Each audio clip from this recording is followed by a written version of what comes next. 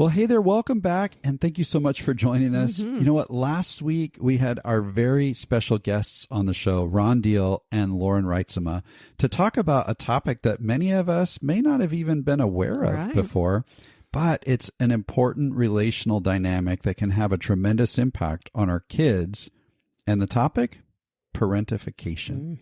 Now, no matter where you are on the journey, understanding this topic can really help you be intentional about supporting your kids and avoiding some pitfalls as well. Right. We recently heard from K-Mom over on Apple Podcasts who left a review.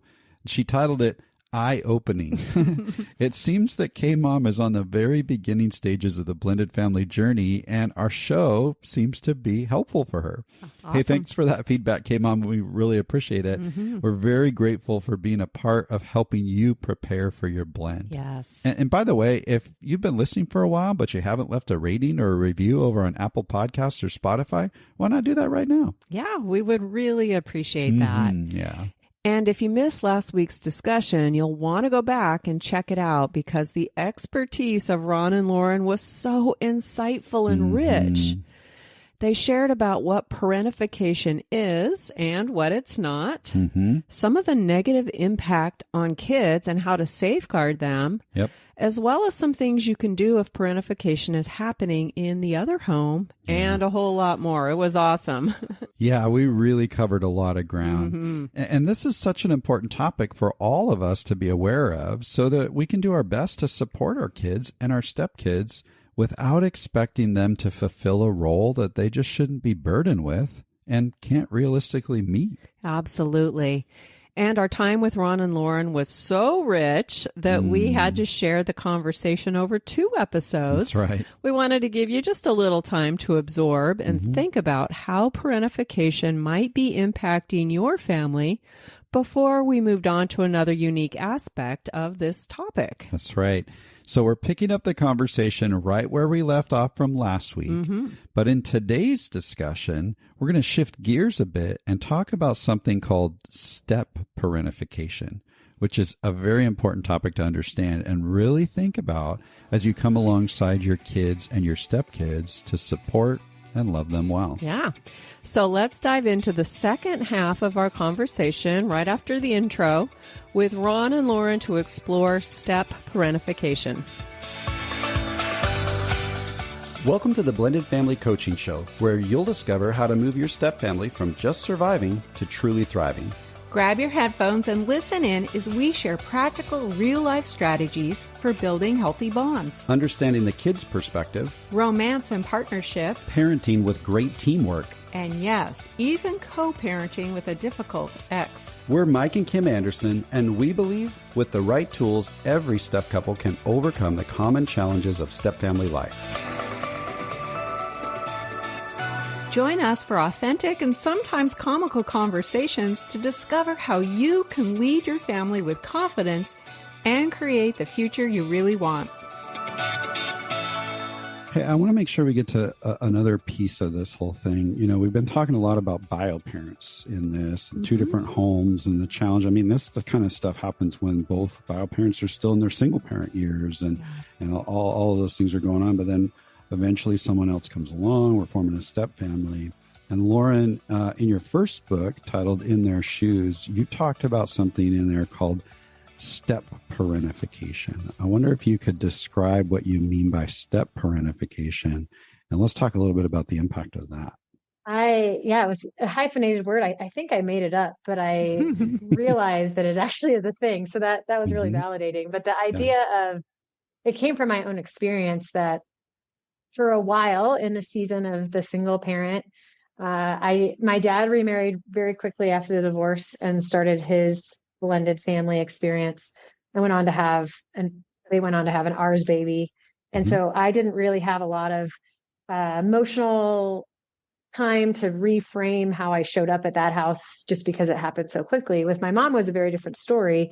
And I still had a piece of my bionuclear family intact that was safe. And I didn't feel like I had to walk on eggshells or reframe my understanding of my family tree at that point. So I spent a lot of time with my mom, and also I'm a daughter, and we're like you said, Kim, there's something about that bond that just made me very emotionally attached to my mom and protective of her. So when my stepdad came around and my mom, I'm coming home from college at this point, there's a new person in my family tree, and I hadn't had the proximity or the exposure to him to develop a relationship. It was like, you come home for Christmas and you love your stepdad and you show up with kindness. And I remember my mom in these private moments coming to me, trying to navigate ties and make sure that, she wasn't ever elevating this new man over her children's loyalties. And so she was stuck in this place of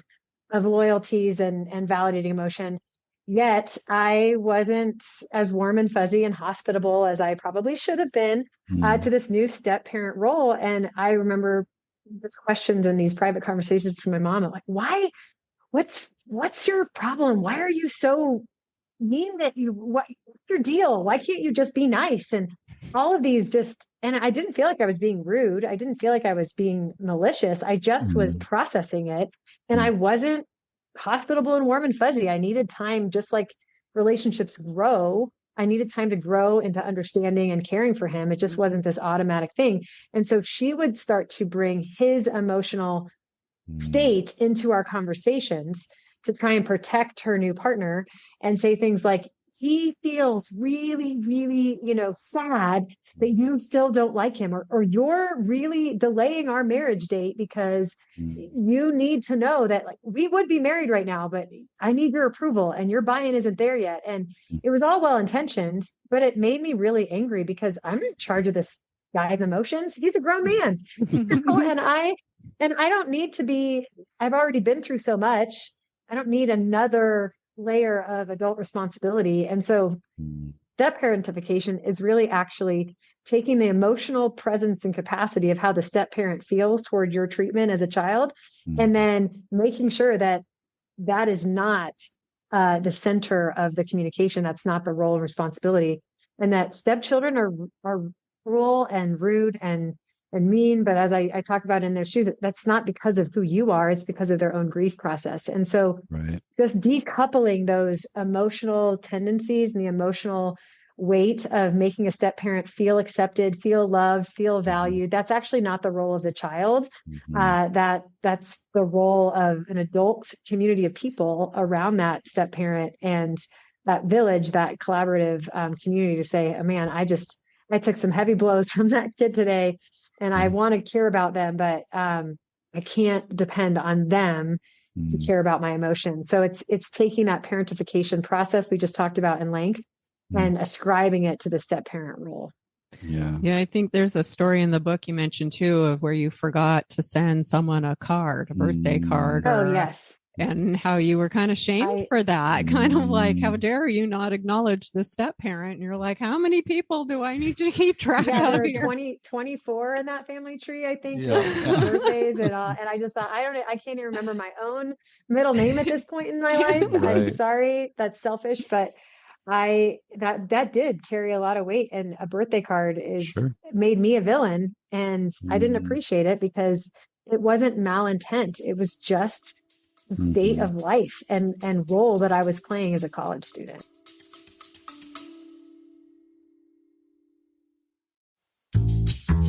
What if you could experience a community that's all about healthy support, guidance, and practical strategies that help you thrive in your blended family? Well, now you can.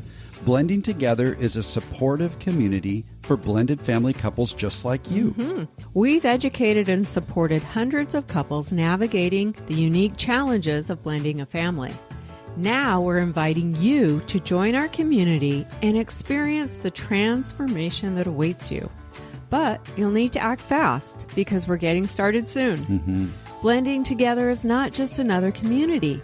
It's a place where you'll find practical, real-life strategies for building unity as a couple. And creating more connection as a family. Experiencing partnership in parenting. And even dealing with that difficult ex. Blending Together is a safe, growth-focused space where you get to connect with us and, maybe more importantly, with other blended family couples who truly understand what you're going through.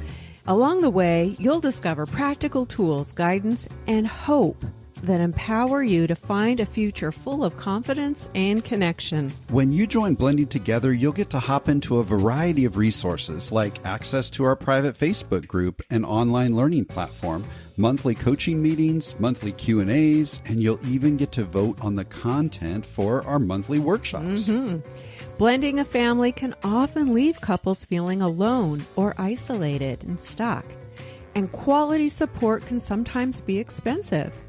That's why we're offering you access to all of this at a super low monthly rate, because every blended family deserves the opportunity to thrive, regardless of their budget. That's right. So join us in the Blending Together community and unlock the secrets to successful blending. Together, we can create a future filled with hope, connection, and peace. But don't wait. Click the link in the show notes now. The doors will be closing on October 8th, and you don't want to miss out on this unique opportunity to create the future you really want alongside other couples who genuinely get it. Hey, we can't wait to meet you there.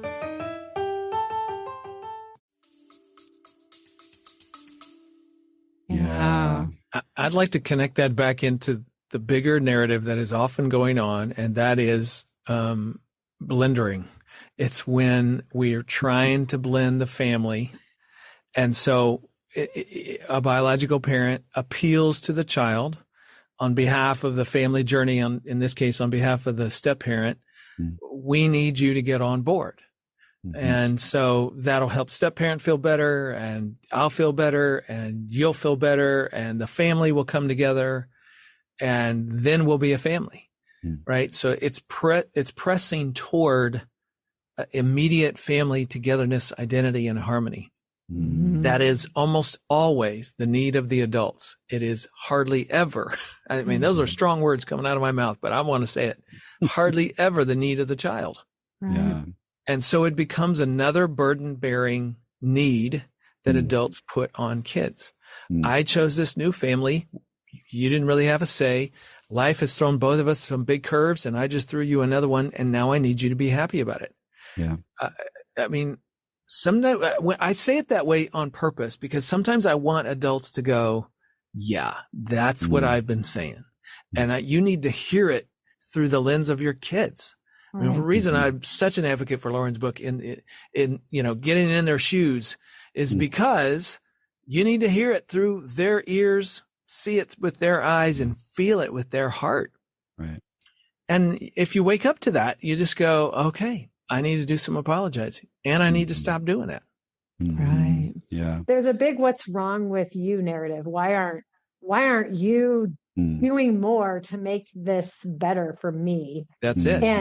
And that actually is a cue that activates a lot of repressed, I think, trauma and repressed grief that kids have worked through to get to a place of, okay, I've gotten through the fact that I didn't have a say in this. I've gotten through the fact that I have to go to 2 houses. I've gotten through the fact that I have a hyphenated last name. I've gotten through all of this stuff. And now there's another adult, and you almost, to me, it was almost a retraction of my progress during these step parent conversations with my stepdad, because I had felt so empowered and like I did a lot right.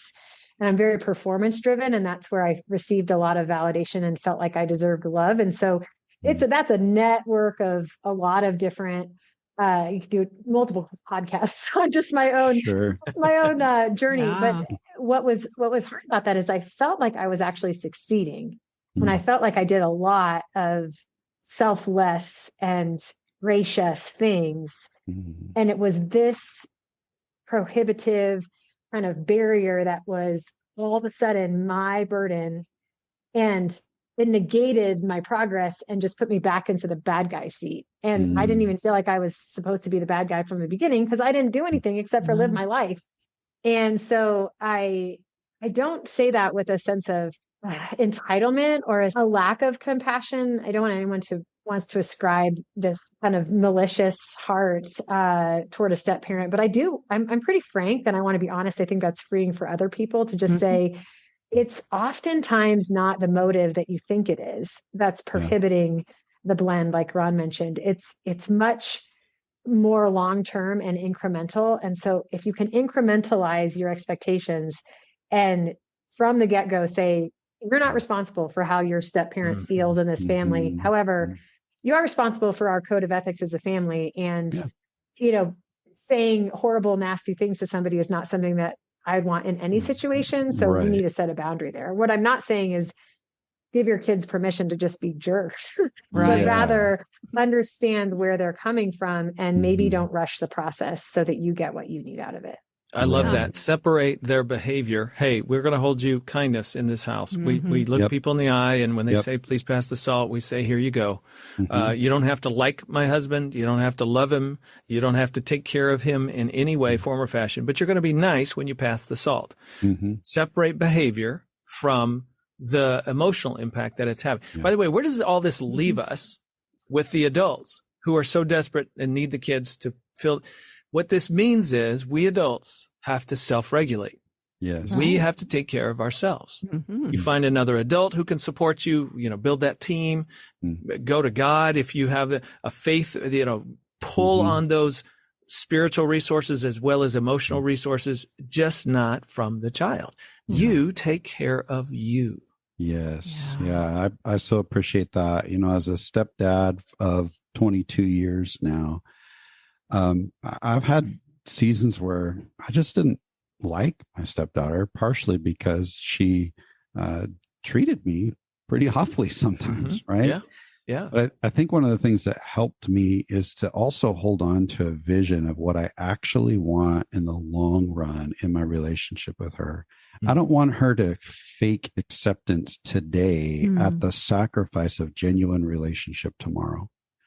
And so being able to continue to show up for her and not try to get Kim or even me to try to tell her, oh, this is how you're supposed to love me, or this is how you're supposed to like me. But I want to show up to be likable. I want to show up to be lovable. And if I do that, I've got enough faith that over time, little by little, we're going to get there. And now 22 years later, I get to reap the benefits of that investment. And there is genuine relationship, and we do have genuine love, and there's trust. And I even get a little bit of influence sometimes. And hopefully I don't overuse that now that she's 27, right? But I think having that vision of, hey, I don't need to absolve my discomfort today at the sacrifice of what I genuinely want tomorrow. Yeah. I don't know. What are your thoughts? And I think this is much broader than just a step parent or a bio parent or a blended issue. This is a human issue. And Ron talked at the very beginning of this episode of how we all enter the world as infants. Raise your hand if you came to the world as anything but a newborn, right? That's what makes us human. And you don't learn to hate. You don't carry hate into the world as a newborn. You're taught and modeled that group is bad and you're supposed to hate them and like them. And think if we can just step back a little bit and take our own emotional connection to, how much we're hurt out of it, and just remind ourselves that we're modeling human behavior and we're teaching our kids to hate. I mean, that's really what it boils down to, is we are teaching our kids to really, really dislike somebody else, no matter what they did to me. And you look at all the things we're facing in this world with another national news story of school violence in Denver, Colorado, where I'm sitting today, it stems from somebody learning to hate an adult, to hate a peer, to hate a subordinate at work. And I just think we have a lot of opportunity in the blended family modeling to demonstrate love beyond merit. Good point. I just find, gosh, what am I modeling? And I'm not always proud of what I say or what I do. And I have to go back and just say, you know what, I did that poorly and I need your forgiveness. And there's nothing ever wrong with admitting your wrongs. And so maybe as we come kind of toward some closing takeaways from this is, gosh, if you're feeling like, this is the first time I've heard about parentification, I'm worried about it. Now the step-parentification is also happening. I've got to double down. I villainize the other side. I'm doing all of this. We're all in this together. And we can say, remove the shame, take what you learned, do a little bit better with what you had today that you didn't, or that you didn't have yesterday, and create a space that models love over hate. And it's just, it seems so simple, but it's really hard to do. And I've tried to create spaces for me to look back and say, am I actually bringing a new skill to light that is modeling an outcome of positive? Or am I just, I don't know, repeating a cycle that I've been trying to break for an entire generation? And I don't always end up on that forefront. So I'm in it with you guys. Let me give a very simple, practical explanation, or example, I should say, of what Lauren was just saying. When you sit and you look in the mirror and you go, what should I be doing different? Sometimes think direction and movement, and think reverse the direction. So if I normally talk to my child in a way that pulls them toward me and away from somebody else, how can I encourage them to move toward that somebody else? So normally I'd say bad things about the parent in the other home to the child and put them in the middle and make them my caretaker in doing so. And no. So what would it look like for me to encourage the child to have a relationship with their parent in the other home? Like, love, enjoy, get along with this weekend, have a great time. All those things is reversing the direction you normally go. Likewise, when you think about your co-parenting relationship, am I normally got a wall up and a hand is out and I'm like, I don't care what you think, we're not doing it that way. What would it look like for me to drop the wall and actually move one step closer to you? Doesn't mean I like you. But I'm at least becoming a little more amenable, a little more teachable, a little more open to what we could figure out here in terms of this relationship on behalf of our child. Just reverse the direction and take one step in a new direction. And sometimes you'll just be amazed how it feels, but how it liberates your child. And ultimately, that's really what's helpful. I love all of that you both shared, and it's a challenge. It is simple. It seems simple, and it's challenging. And I think one of the biggest challenges from a bio-parent standpoint is when you see very real harm being done. That's when it's so difficult to watch that child. I mean, I'll throw a scenario about the step-parentification in my daughter's other home. He remarried. They had several ours children, and he was unfaithful to her. And so stepmom is hurting. She's been betrayed and she is really hurting. And I don't, for whatever reason, she decided that my 12-year-old daughter was her confidant through all of this. So she would crawl into bed with my daughter at night and spill out all of her woes and talk all this trash about her dad. And my daughter would come to me with all these details. She knew who the woman was that he stepped out on, and she knew all these details that no 12-year-old should ever know about. And she's staying up late at night, consoling stepmom. She's tired the next day, can't function at school. And I have no idea what was going on in this stepmom's head to think that this was okay. But my daughter was being hurt and it was breaking my heart. I mean, of course I had compassion and empathy for her. The same thing happened to me. I understand the pain she was in, but I was angry. How dare you put my child in this position and turn her against her dad that she loves? And so that's kind of the angst when you see your child really see harm being done in that other home. And honestly, I didn't handle it poorly, but I didn't handle it well either. I mean, I didn't lash out at the other home. I didn't throw anyone under the bus, as I was really just kind of at a loss and hurting for my child and trying to help her process and focus on her emotions as best I could. But I knew there was no way I could change what was happening over there. It was volatile. So I wonder as we wrap up, that bio parent who's experiencing what Kim just described and is like, okay, that's great. I want to be able to work together, but there is some really hard stuff in this moment happening. I wonder, as we close up, could each of you just speak one word of encouragement toward that parent? I'll just start by saying we did talk about, they need to know the truth. And there is actually truth in unhealthy versus healthy behavior in relationships. Yes. And so to be able to free yourself to not control the situation or take responsibility over what you can't control, but to be able to have the dialogue and say, you know what, this is actually not normal, healthy behavior. And we're going to normalize what's healthy and normalize what's toxic so that you have alert signs in your own skill building toolbox to differentiate what's expected and what's not, because a lot of kids don't even know, is this normal? Is this supposed to be happening? And, when we teach relationship red flags and dating relationships, sometimes the first thing that pops up in these 14-year-olds, brains in school is, oh my goodness, what's happening to me is actually not healthy. And they just needed language and context. And so giving yourself the freedom to say, don't use words like good and bad or villain and hero, but rather healthy and unhealthy, and commit to health as a co-parent, and just say, you know what, I can't control, but we are both hoping for health for our kid. And that was pretty unhealthy behavior. And so I'm just going to call it out.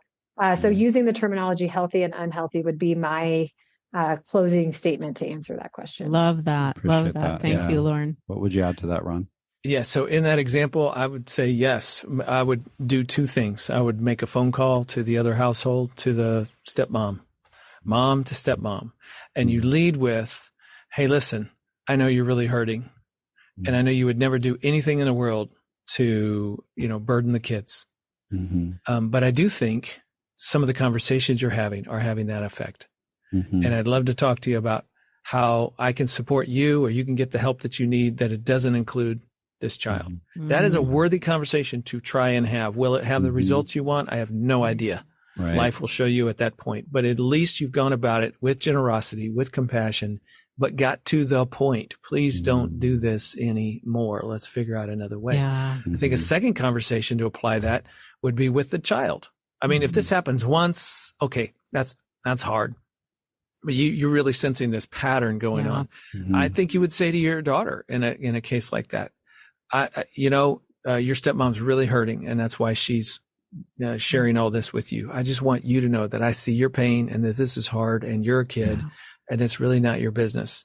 And so let's talk about what you could say to her next time she comes to you with more of this. How can you politely, respectfully say, I don't think I'm the best person for you to talk to about that. And I'd really prefer that you not share that with me. And you give her words, and you rehearse, and you try to empower her to go into the other home, because you can't do it for her. She's got to do it herself. And she sets that boundary, and who knows what happens, but at least she tried, and she feels empowered, and you're on her side, and she felt your advocacy and your support. Really big stuff. Now, for the last thing is the mom's heart. You're the biological parent that's you're just aching over what your child is having to face in that other home. This is where prayer is so incredibly important. That if we're all we've got, then sometimes we don't have much. But if we do have more than that, there is a divine in the world. Then access that and pray on your child's behalf. Pray for them. Pray for wisdom, so you know what to say, what to do when you're at the soccer game and everybody's standing within 10 feet of each other. Like, those are moments that are really hard. And so seek out that support, divine support and practical support. This podcast, people like Get Coaching from Mike and Kim, for crying out loud. Let people come alongside you and help in those situations. You will hurt for your child. Don't let that hurt translate into you overdoing or underdoing. Support them in where they're at, and try to help the child as best you can. Thank you so much. And a beautiful side note is that years later, 15 years later, that stepmom did apologize to my daughter. And it was so healing and meaningful for her. It was really amazing for her. Wow. I just want to recall 15 years. People always want a quick fix, and just know that we're talking, I'm speaking from a 40-something perspective, something that happened 25, 30 years ago in my life. And we still see the benefit of the long-term commitment to choosing goodness and choosing hope and choosing a trajectory of change. And that does not happen in the first 6 months of a blended family experience. So be patient, because it takes time. Yeah. Good, Yeah, good words. exactly. Thank you both so much, Yes, Lauren this and was Ron, amazing. for contributing. I know that this is going to bring great value to our listeners, and we so appreciate you taking the time to join us. Thanks for having me. Mm-hmm. Yes, thanks so much. Thank you.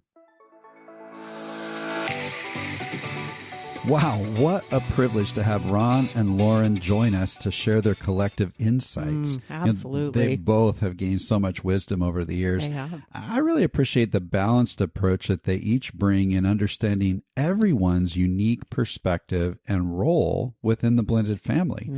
You know, it's often complex, and there's so much to consider as we lead our families through all the common blending challenges. Yeah, absolutely. And if you've been listening to our show for any length of time, we're pretty sure that you're listening because you truly want to understand the complexities. Maybe you're tired of just groping around in the dark, right? Yeah, maybe. And you're hoping to equip yourself with the insight and knowledge you need to make a positive difference in your blended family and really to show up well for everyone. So we applaud all your efforts and we commend you for listening in.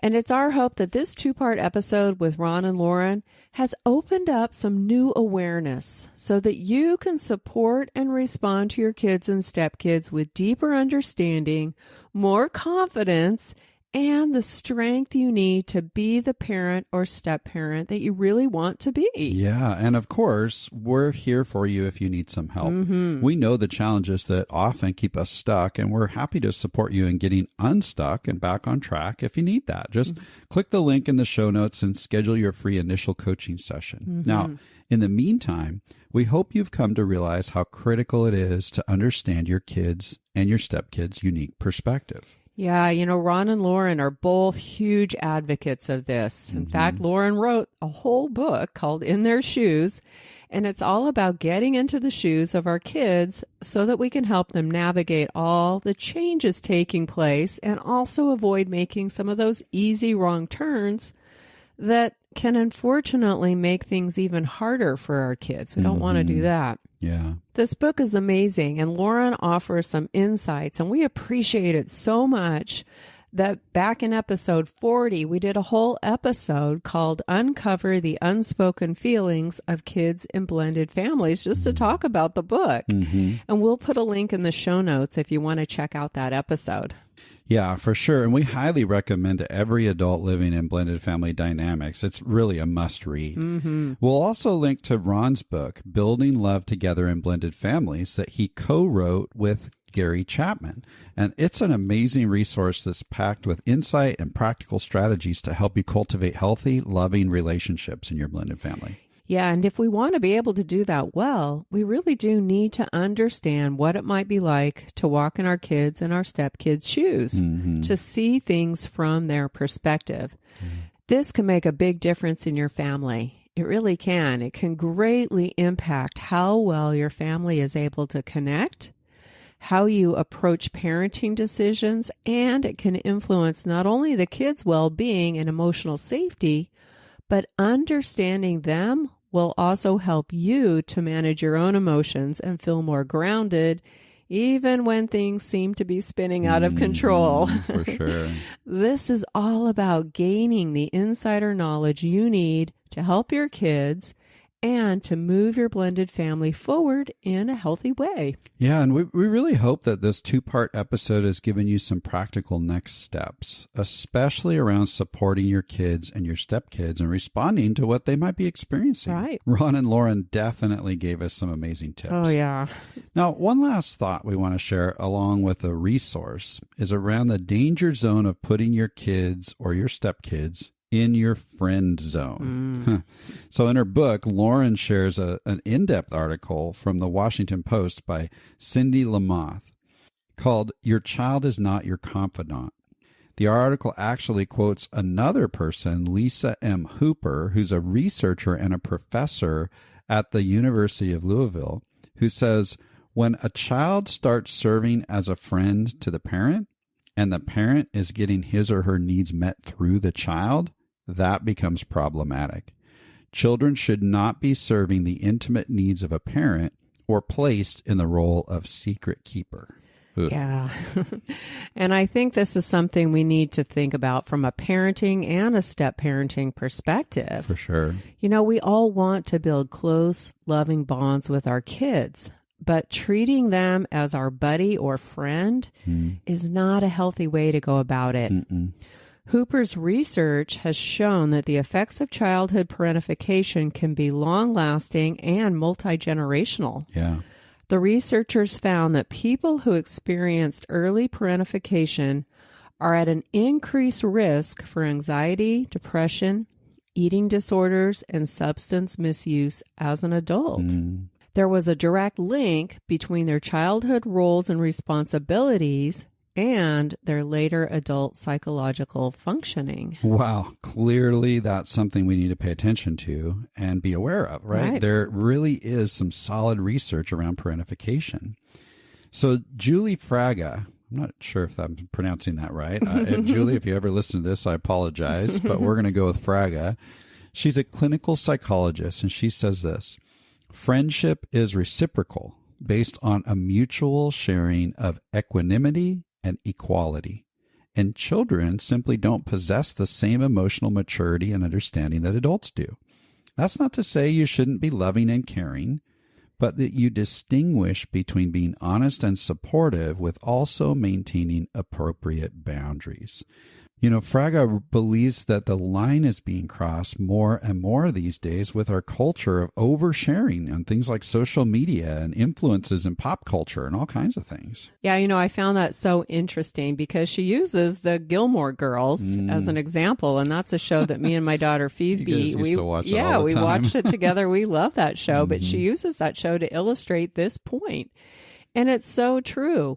Lorelai Gilmore, the single mom, interacted with her daughter Rory pretty much the same way she interacted with her best friend Suki. So this mother and daughter duo, they were confidants. They were buddies. And of course, the show glorifies this dynamic and doesn't reveal the downside until way later, when, as an adult, Rory experiences bouts of anxiety and has difficulty trusting in her own decisions. But it was very clear throughout the show there were really no appropriate boundaries between the adults and this child, Rory. Yeah, that is a really interesting observation. And it's interesting that it's embedded right into our pop culture, right?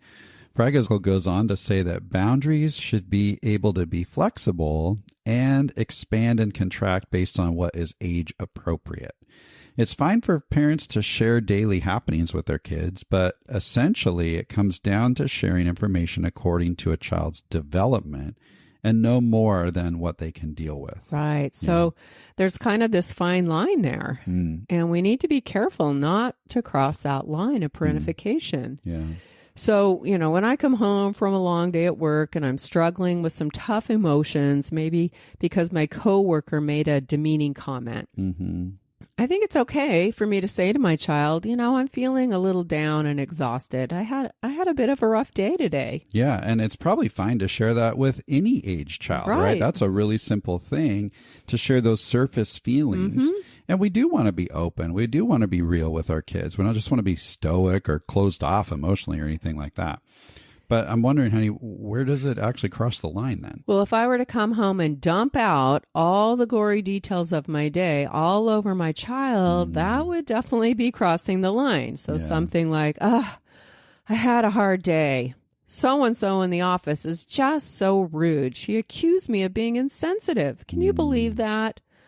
What a jerk she is. She's the one who can't get her act together at work. Yeah, and imagine a 8-year-old or a 9-year-old trying to be like, okay, what do I say to that? What's happening here?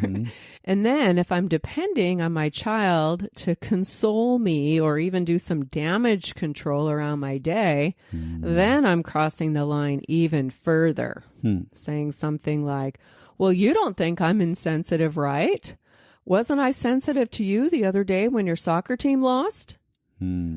This is an unspoken request for the child to make me feel better about myself. Yeah, that's a challenge, whether they're 8 or 9 or whether they're 18 even, right? And it's a burden that kids often aren't equipped to carry. And like Ron said, they aren't developmentally capable of emotionally caring for you. So it's a no-win situation for them. Right, exactly. I don't know how many times we've heard from different people, different parents saying, oh, well, my child who's 12 is just so mature. Right, yeah. And you know, what's interesting is sometimes they emulate us. They'll say things that we think sounds really wise or mature. But the truth is that when they're just repeating different things that they've heard, or they're trying to rationalize things, or even be supportive and loving, it doesn't necessarily mean that they're suddenly emotionally mature. All the research shows a 12-year-old is not emotionally secure and mature. Yeah. Just because a child appears to be mature or seems to be mature does not mean that they truly are able to emotionally support you and care for you in this way. And it's just not something that they should have to do. Yeah, they're not ready to bear that burden. You know, the bottom line of this article we're referencing says, in order for us to see someone else's need fully and separately, we have to recognize their subjectivity of being a very different person than we are. Right. Our 9-year-olds and 12-year-olds, they're different than we are. And with different thoughts, it goes on to say, with different thoughts, feelings, and phases of development, they have very different thoughts, feelings, and phases of development than we do. Yeah. And so we've got to own that. What you just described there, that quote, that's what a healthy boundary is all about. Mm-hmm. We want to share our emotions appropriately without burdening our kids, and focus on keeping them out of our friend zone. Yeah, that's right. And this applies to step parents as well. Oh, yeah, for sure.